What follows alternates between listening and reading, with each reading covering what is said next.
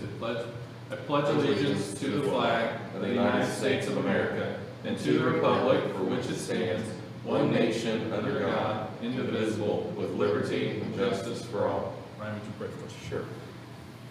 Father, once again today, we thank you for your blessings. We thank you for your help and your strength during difficult times.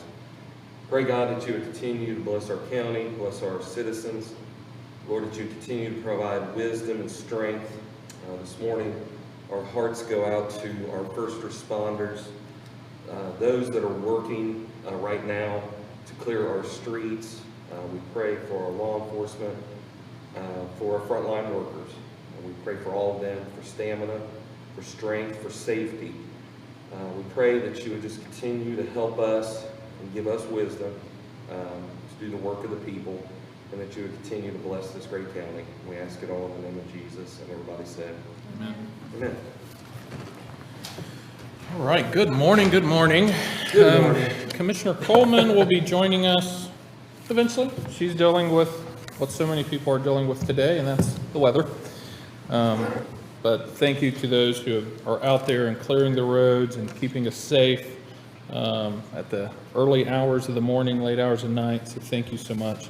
With that, we're going to kick off our meeting for January 20th. Can I get a motion to approve the minutes of January 13th, 2022? I'll make a motion to approve the minutes of January 13th, 2022. I'll vacate the chair and second. Mr. Davis. Aye. Mr. Powell. Hi. In the matter of accepting 2021 inventories, Any questions or comments regarding our inventories? I believe this is the last meeting that we'll see these. should be. Should be. Unless they're really late. Okay. Any questions or comments? No. Hearing none, Motion to approve. I will second. Mr. Davis. Aye. Mr. Powell. Aye. In the matter of accepting miscellaneous reports, Any questions or comments regarding our miscellaneous reports? No, sir. All right. Motion to accept. I will second.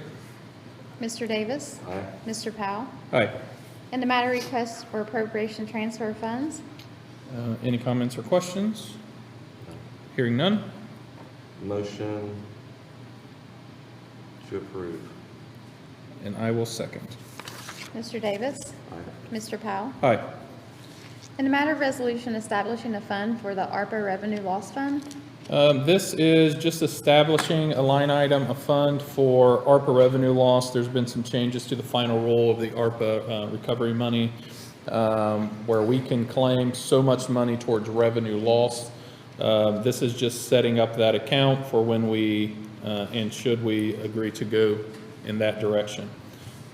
Any comments or questions? No. I'd make a motion to adopt. I will second. Mr. Davis. Aye. Mr. Powell. Aye. In the matter of resignation from the Scioto County Board of Children's Services, We received a resignation letter from Don Keller from the Children's Services Board. Don has been an awesome asset to that board, willing to serve, just has some family stuff going on that she wants to spend time with her family. And of course, we understand that, and we appreciate all the hard work she's done with Children's Services Board. But she did submit her resignation effective immediately to spend some time with family. Any comments or questions? I would share your sentiments about Dawn. She has done a great job. Of course, she worked for the county for many years prior to that in our juvenile courts, and sharing with other board members yesterday, there was an agreed sentiment that it is a great loss. It really is. So that tells you the caliber of a person that she is. Hate to lose her to the board. I really do, but family comes first. That's right. And that is something that she has chosen to do, and I respect that. We respect that, and wish her well, wish her family well, and I'll just go ahead and say it, we're all praying for Oak Glen. And we're just going to continue to do so. So thank you, Dawn. And with that, I would motion to accept. And I will second. Mr. Davis. Aye. Mr. Powell. Aye. In the matter of contract agreement between Washington Township Board of Trustees and the Scioto County Sheriff regarding expanded police protection, All right, so this is agreement with Washington Township and the Scioto County Sheriff. This agreement is the expanded police protection for residents of Washington Township for 2 deputy sheriffs to patrol and provide additional police function within Clay Township. Oops, Washington. Oops, sorry, Washington, typo. Washington Township for a total of 80 hours a week for the yearly cost of $119,252.59 per deputy. That's $9,937.71 monthly per deputy. The term of this contract will be the period of 1 year, commencing on the first day of January 22 and terminating on the last day of the year, December 31st. Any comments or questions? Does this take them up to a total of 3, or did they drop their last one? I think this is just 2. Okay. Yeah. All right, yeah, I motion to approve. I'll second. Mr. Davis? Aye. Mr. Powell? Aye. In the matter request for appropriation of funds, Any comments or questions? Hearing none. Motion to approve. I'll second. Mr. Davis? Aye. Mr. Powell? Aye. In the matter of approving payment of the regular schedule of accounts for the various funds, moral obligations, and the then and now certificates in the total amount of $503,997.52. Any comments or questions? Hearing none. Motion to approve. I'll second. Mr. Davis? Aye. Mr. Powell? Aye. In a matter of communication from the Portsmouth Visitors Bureau regarding request for American Recovery Plan Act funds for a comprehensive marketing plan. Okay, so we received a letter from Director Bauer at the Visitors Bureau. There is language in ARPA that says, trying to figure out how to boost tourism. I mean, it's specifically spelled out when you start looking at ARPA. They really focused on tourism, and so the board voted to ask the commissioners to help fund a comprehensive marketing plan. The board's responsible for doing a marketing plan, but this is an opportunity to bring in an outside consultant to provide insight into how we can better attract people to our community. I firmly believe that one of our untapped resources is our tourism industry, and this would give a second set of eyes to come in and say, hey, here's really what you guys can do, should be doing, give us a different viewpoint there. So this is just the communication requesting that we fund a comprehensive marketing plan. At this point, we'll send that over to the prosecutor's office to ensure that it meets all the ARPA guidelines, which it should. But, all the things that are happening in the community, when you start looking at what's going on at the campground and the river campground, out at Shawnee Park and their purchase of even more land, when you look at what's going on at Trimper Mound, which is going to be a huge visitor boon once that's fully operational, the John Simon Farm, if you look at our seasonal events with Winterfest and the Christmas Caves, and you start looking at all of our agro-tourism and the industries popping up around that as well, quite honestly, we're blessed with the resources to attract people into the community. So this is their request to say, hey, can we get a comprehensive plan that will focus on how we can drive that even more and how we can pull in even more people. Any comments or questions? I think it's critical for us to have a cohesive plan. I know a lot of people do a lot of different things in the community. We see that. But it seems like we really don't have a combined, this is who we are, this is what we have to offer. And we live in one of the most beautiful parts of Ohio, if not the region. And we need to let people know. We know, but that's because we live here. But even some people here don't even know what all we have to offer. So we need a good marketing plan, something that everybody can get behind, and then we run with that as a team, everybody working together toward the same goal. I love it. I appreciate you working with the with the Visitors Bureau and Director Bauer. I think it's going to be great, and we'll see what comes of it. I agree with you. We have a major untapped resource that could be so much bigger. We've been talking about we want to be the next Hocking Hills. How we get there? We need a good plan to do that, and this is the start of that. And we can do it without using a lot of taxpayers' dollars from Sauter County, but more from the ARPA. And don't get me wrong, it's all taxpayers' dollars. But we can do this, and we can draw people into our area and help our economy. That's what it's all about. Help our restaurants, help our service industries, help our people that are doing things like Children's Museum and all these different activities and the parks and everything else. Awesome stuff. So with that, I would make a motion to accept the communication from the Visitor Bureau. Very good, thank you, and I will second. Mr. Davis. Aye. Mr. Powell. Aye. And the matter of resolution regarding the expenditure of American Rescue Plan fiscal recovery funds regarding Growing Lucasville Opportunities Incorporated. This is another ARPA request for the GLOW Group. This is Glowing Lucasville Opportunities. If you've been paying attention, this is an awesome group. They've been very active in doing multiple things, specifically to the Lucasville community. They had a huge tree lighting ceremony this year. They've done great stuff there on the main roadway.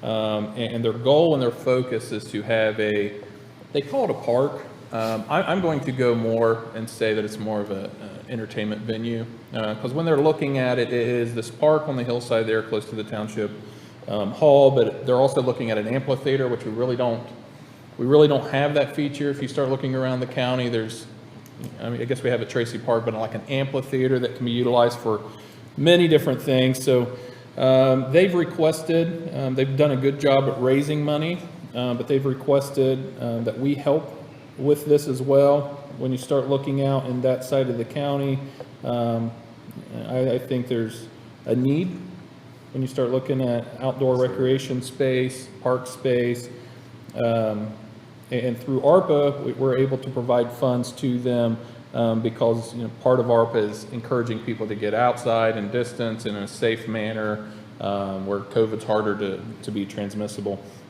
The request is for $150,000, which I know that they will put to great use. Once again, it's been a really a great group there. They have a park designed.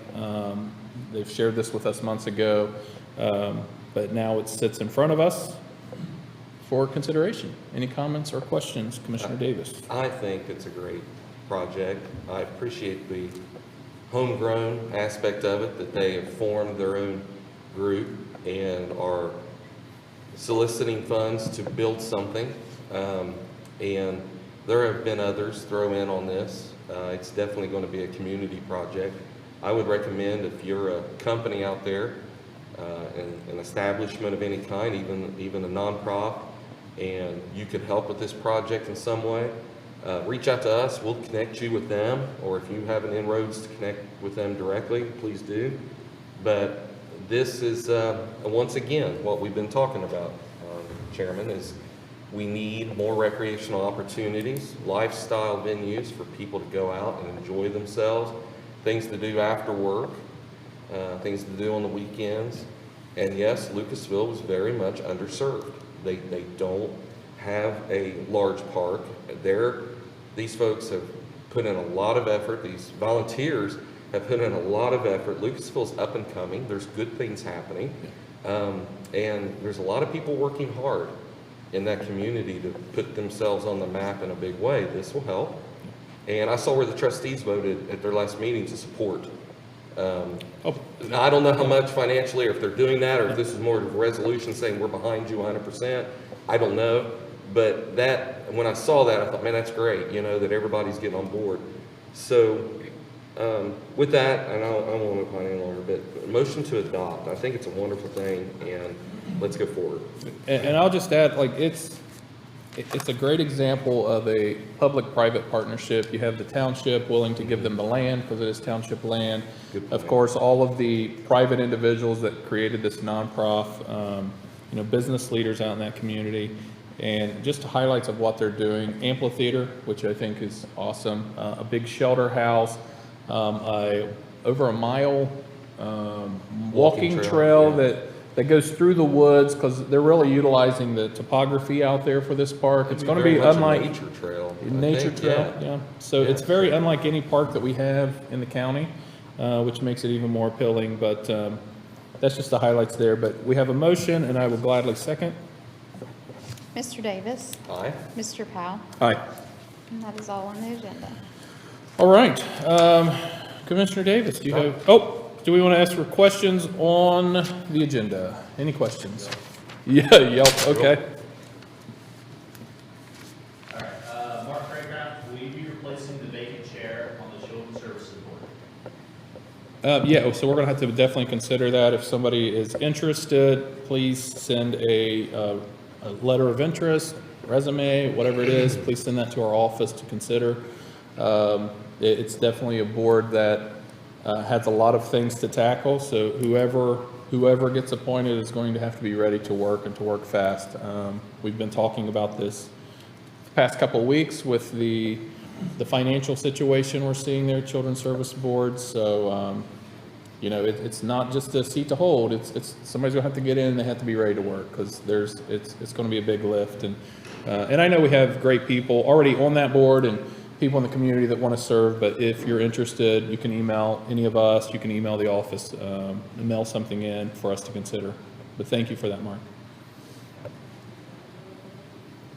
Mark Craycraft, you have a meeting scheduled with Jason Martell and Rodney Barnett of Children's Services. Who will be attending the meeting, and what is the reason for the meeting? So the meeting's actually up in the air due to weather and some sickness and different things. So if we're able to get most of the players in the room, it'll be the commissioners, will be Jason, will be members of the finance committee with the board. So John Howard, Rodney Barnett, Melissa Bennett, potentially. Once again, there's potential conflicts there, but we're trying to figure out the financial situation and how we can fix what's going on there.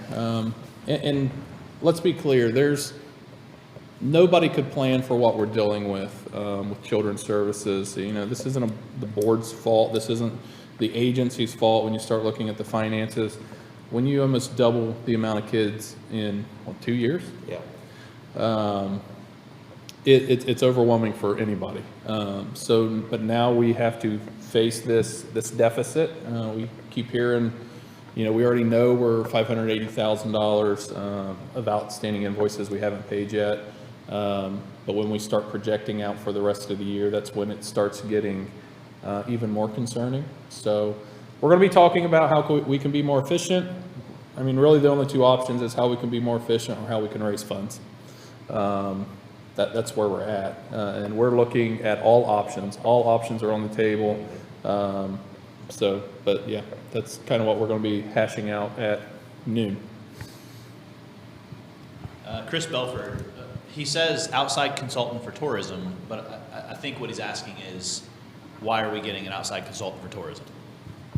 Yeah, so, you know, the goal is to have somebody that is an expert in looking at all forms of tourism. Sometimes when you're too close to the issue, we see things in a very, I don't know, you have your blinders on, you might not see all the opportunities, or might not even be aware of what people outside of the region are looking at. So often we market to ourselves, but when we're looking at tourism, okay, what are people, how do you drive people from Columbus here? And there are people that are coming down from Columbus, for instance, just to the pump track. But how do we capture that attention? You know, what we see out at the Christmas caves and bringing in 30,000 people. Okay, how do we capture their attention once they're here?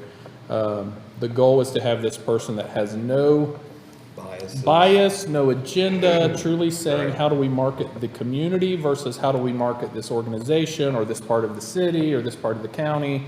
How do we make that a collaborative effort?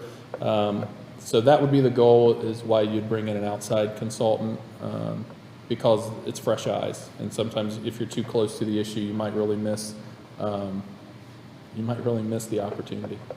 And I think also along with that, we think we know what would work, That's true too.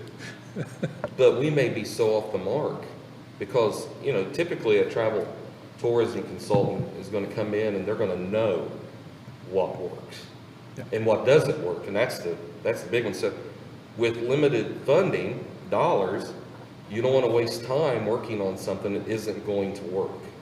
So I think that's critical here, that we we use our money wisely, taxpayers' money wisely, and that we get someone in here that has open eyes and is very, very, detailed in their approach, that we don't get mixed signals, or we don't. I think what we'll find is that we're better than what we think we are as far as our offering, what we have to offer, and that should excite people. And then we go at it with a comprehensive plan that everybody can get behind.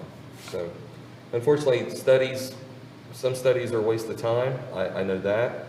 I don't think this will be. I think this will be money well spent, because it'll chart a path forward for our community in this round. And I think it's important that we do this. Any other questions on the agenda? Valley Township has the best, Mark Craycraft. Valley Township has the best fire and EMS station and equipment in the county. Who is responsible for holding them accountable for slow or no response to emergency calls? Those calls are often covered by Clay Township and Portsmouth Ambulance. I'd reach out to the township trustees. They ultimately have jurisdiction there. So I would reach out to them to see kind of what their goals are, recruiting efforts, or how they get more volunteer staff. Colin Doctorman, is there a recruitment campaign for foster parents? Obviously, there are a lot of conversations that have to happen regarding improvements to how we care for some of our most vulnerable, kinship reform, caseworker retention, and a lot more. Base level, though, what can be done to recruit more foster parents? Yeah, and we share that same concern, Colin. How do we get more local people involved? And that's going to be part of the discussion today, because not only is it valuable for the kids when you start looking at how do we keep them in their community and their school districts closer to their extended family, but then when you start looking at it from a financial standpoint, quite honestly, our foster homes it's cheaper for us to send a kid to a local foster home, foster family, versus finding an out-of-network provider, out-of-community provider. That cost is drastically different. But that is a concern of ours as well, Colin. They've made some progress there. I know they've improved a handful of folks, but just with the tsunami of kids coming into the system, it just hasn't been quick enough to meet the need. We've been talking about this issue for several years. The thing is, and we have literally made appeals, Jen, you know that we've made appeals from this room, asking, begging people, please consider foster care. It's not for everybody. It's not. You have to be at a certain stage in your life, although a lot of our foster parents are older. They're grandparents themselves. But we've put that call out many times. We've put it on our page. They started a sign campaign. NECO's got signs out. Oasis has signs out. Children's Services put signs out out in the community. And we've made some headway, but not really appreciable numbers. And I don't know, there was things in the back, in the past that held that up. A lot of people said, well, I can't go to foster care classes in the evenings. That's, I work all day long, blah, blah, blah. A lot of people made those. Now, according to, in speaking with our director, it's all online. That's right. It's all online. You can do it online. So if you have a home and one that's full of love and that you can offer to a child safety, security, please consider it. We have asked multiple times, and I will tell you, of course we took 2 boys in, and it's worth it. It's worth it. Sometimes there's baggage that comes with those kids. It's true, and I'm not going to sugarcoat it. Sometimes there isn't. Sometimes it's okay. But most of the time there's baggage. But you have to be willing to love beyond the baggage. And trust me, they'll thank you for it when they become adults. Foster isn't always forever. You may choose to adopt. You may not. But those children deserve that safety net. They deserve that help. And agreed on everything you said. Colin's dead on as far as asking that question. Campaign, man, we have asked and asked and asked. This is something that's been well known in our community. I don't know of any formal campaign right now, other than they're always asking, for more foster parents. So We'll see. Yeah, we've got more conversations in regards to this, and there's definitely a need for this. So, good questions today. Very good questions. Any more on the agenda? If I've got comment? I'm not, some of these aren't labeled on agenda or off agenda, so I'm just kind of going with it. Okay, that's Let's go fine. with Yeah, So, that's good. Mark Craycraft, what is the current reimbursement for indigent defense? Does the fund cover juvenile court and probation? So the state legislator passed that indigent defense was covered at 100% of the current budget when it got passed. There is some discussion now because some counties raised their rates. So there is some discussions now, is that still truly 100%? Because the budget statewide is, it ballooned. Yeah. So we're reviewing that with our association. But, last year it was 100%. I don't have the answer to that now. I know it's being Not right now. reviewed, Not right and now. maybe Commissioner Davis, you have something more to add there, but we have not increased our rates. We've been asked to increase our rates, and I get it, but we're kind of waiting to see what the association and the discussions in Columbus are, because it seems like the budget's already blown. So Yeah. that's Yeah. that's kind of what, there's more answers that we're kind of waiting on for that, or at least I Yeah. am. Chairman Powell, when he made the comment about a lot of people raised their rates, I don't know how many counties did, but a lot of them did, and some of them were abysmally low. Yeah. We raised ours in 2016. That was the last time we did that. And it was abysmally low when we raised it. That's why we raised it.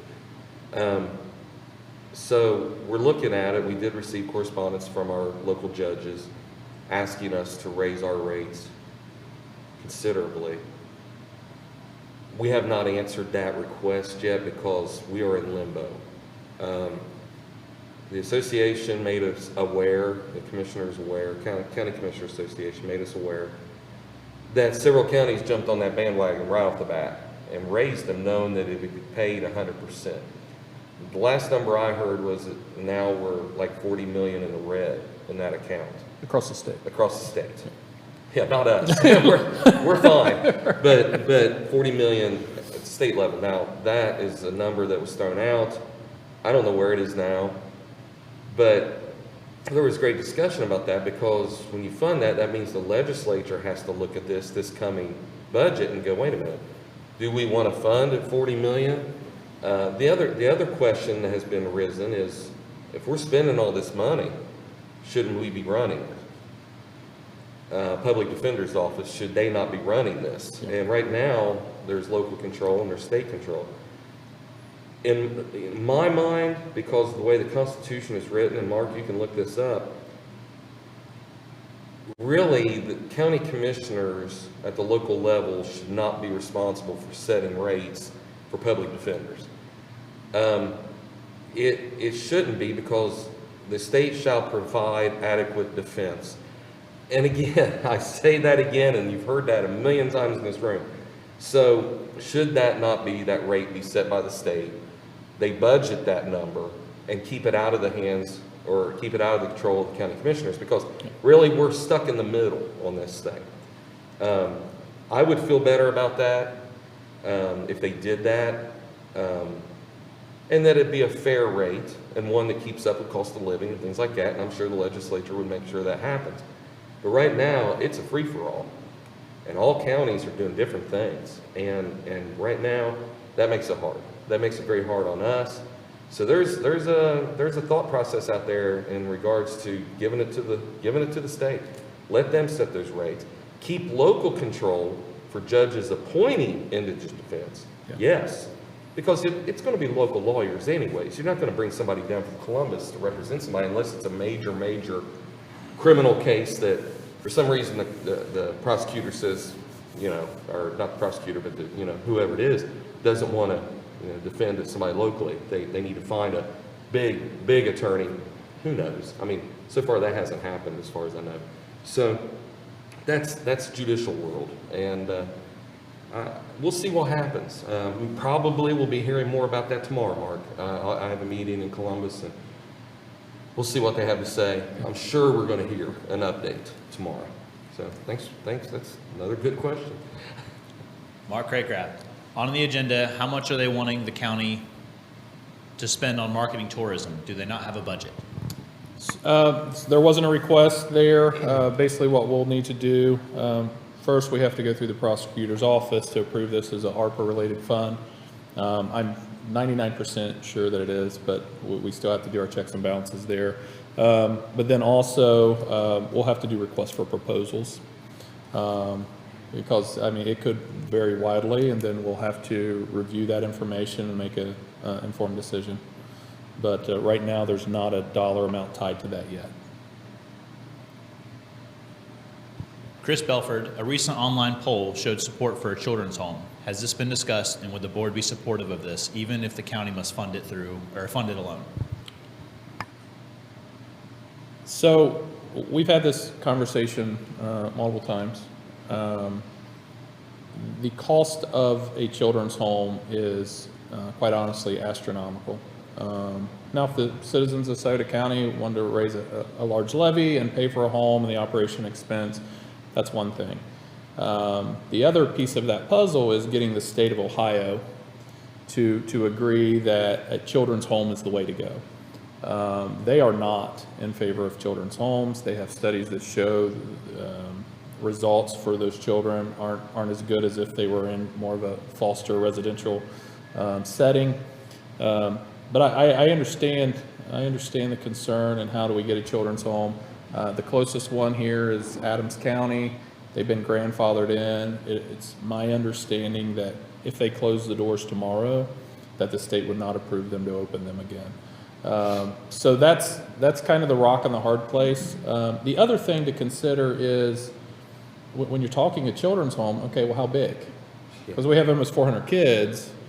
Are we talking something that can handle all the kids? Because that price tag is tens of millions of dollars, probably just for a facility.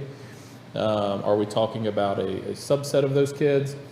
And then when you start getting down into the nuance of it and how does it truly work and how does the funding mechanisms work, it is a large financial burden that the taxpayers of Sauter County would have to shoulder. And I don't even know what that levy would look like. And Commissioner Davis, I'm sure you probably have some thoughts there as well. Well, I saw the poll. You saw the poll. Yeah, it's like 70%. And definitely, I saw it was overwhelming. Yeah, people were like, yeah, do that. Yep. I think there was a third line too. I forget what it was.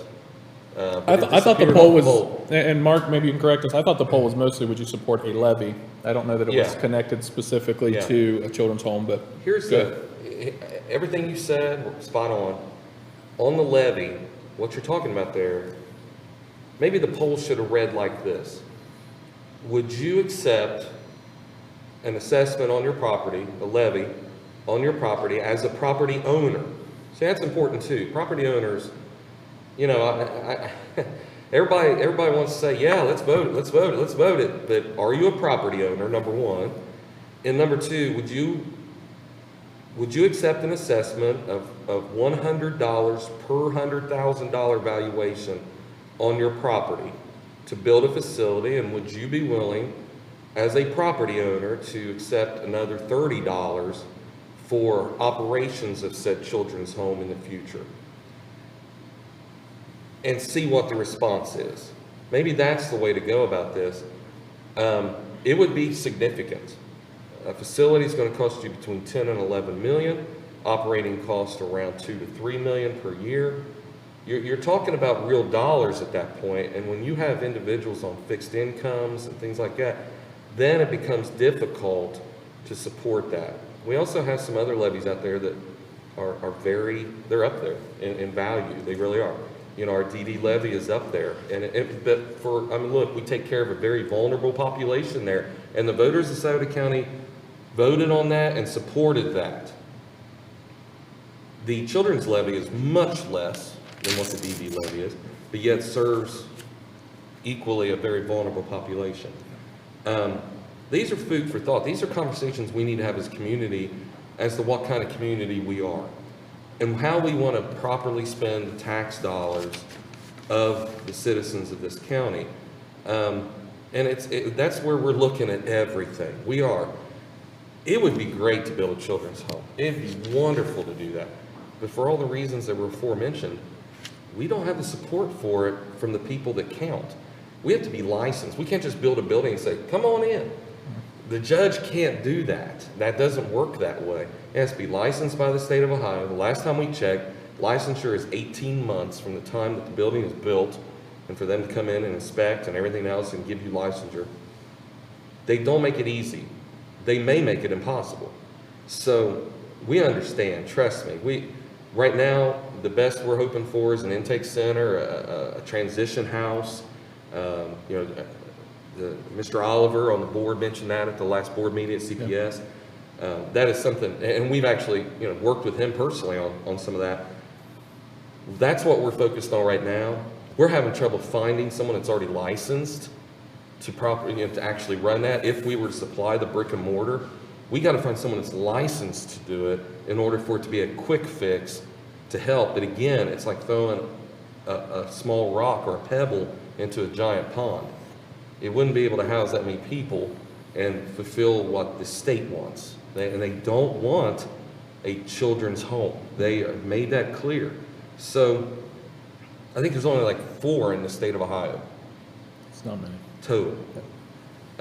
So I understand what he's saying. Look, we would, look, I've talked to people that are for it. I've talked to people that are against it. I've talked to people that were in the former Sauter County Children's Home, and they said, don't do it, and then others people, they had a good experience.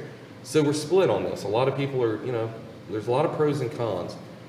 And right now, there are a lot of challenges. But I want to bring everybody back to something.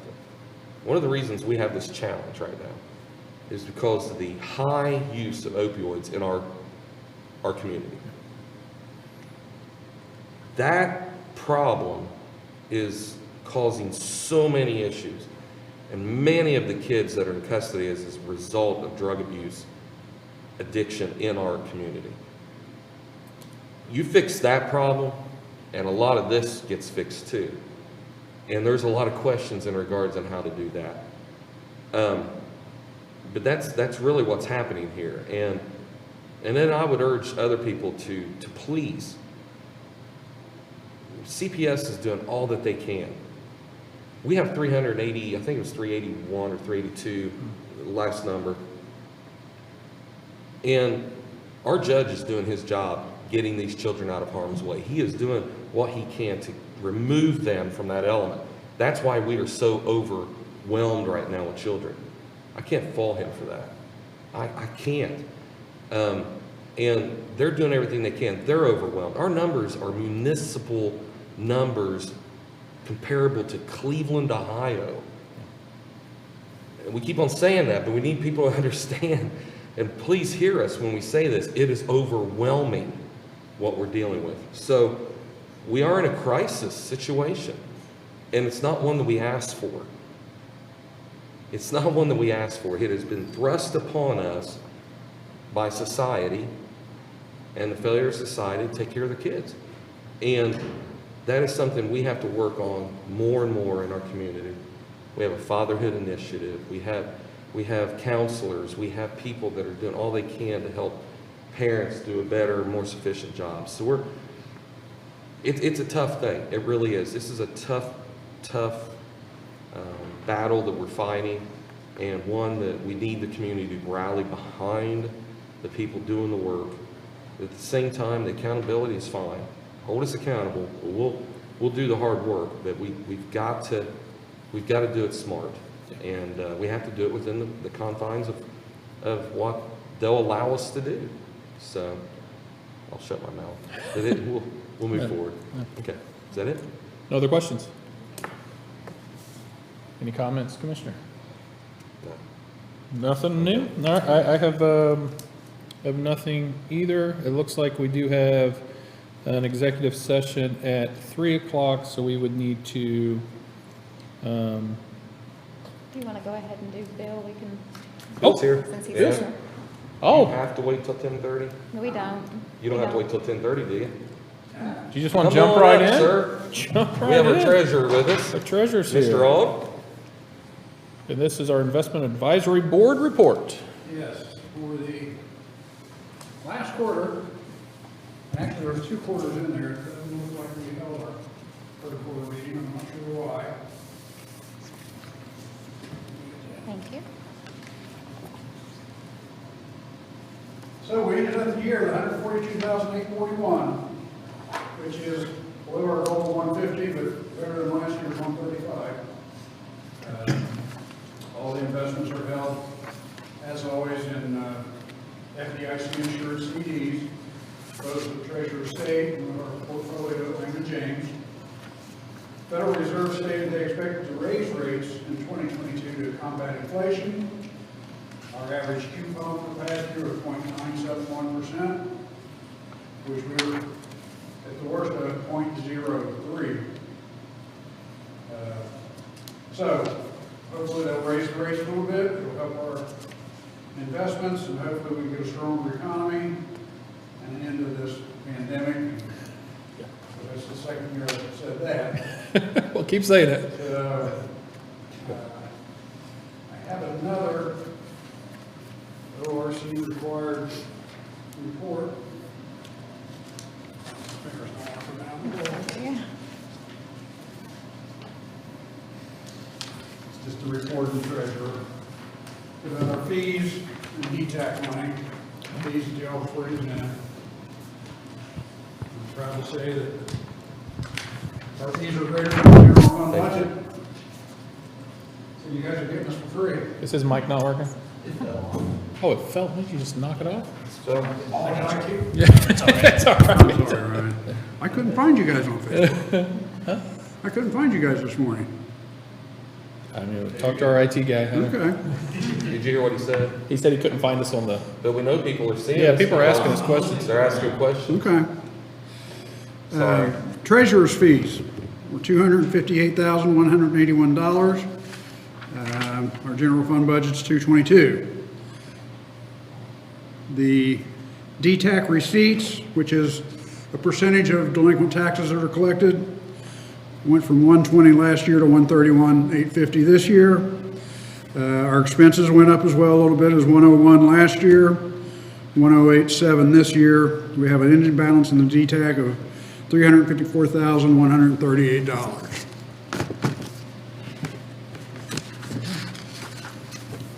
And that's all I had, unless someone had questions. Questions or comments? Nope. No, we appreciate the report, sir. Thank you, gentlemen. Just need a Motion, we motion. accept. Oh, the report. okay, I will second it. All right. Perfect. Thank Mr. you, Davis? Aye. Mr. Davis? Aye. Mr. Powell? Aye. And then we need to recess. I'll make a motion to recess Okay. at this time, and we will be back at 3 o'clock for executive session. And I will second that motion. Mr. Davis? Aye. Mr. Powell? Aye. Thank you, everyone, for tuning in. Thank you for the great questions, and stay safe and warm.